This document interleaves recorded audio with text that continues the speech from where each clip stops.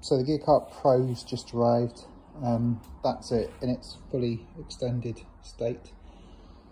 You've got lockable casters at one end and a pair of large fixed wheels at the other. It traverses the grass with no problem at all.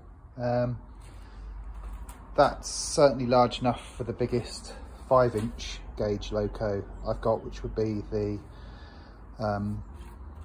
Princess Royal. It's also big enough for quite a large 7 1/4. I'd say the Black 5 would probably fit on it. Anything larger than the Black 5, and it's going to be poking off the end, off either end, but that wouldn't be a problem either.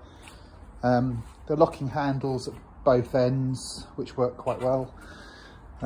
So you lift it up and it clicks into place, and then to put it down again, you just do that. This doesn't fold completely flat, which would be a problem, I guess, potentially, if you're putting rails on there. You could, I guess, mount the rails up a little bit higher to provide this with some clearance. But I would have thought you're probably not going to be using that end handle, so you could either remove it, or if you were to recess here, it would lay flat, it would go flat with the rest of the bed, because that's the highest point at the moment. Yeah, it's all right, and you can alter the size by unlocking these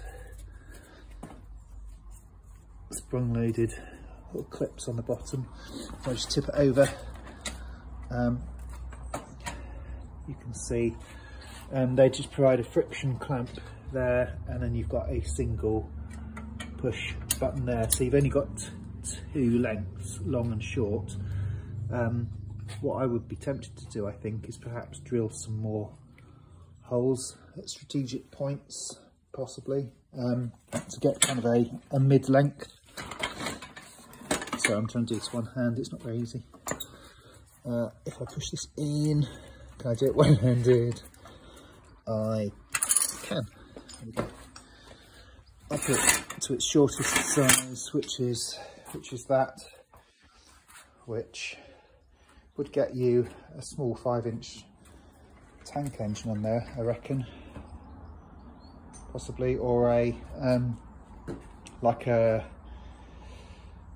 060 shunter, something like that, a 08. It would fit on there. It's quite sturdy and robust. It's nicely powder coated, nicely finished.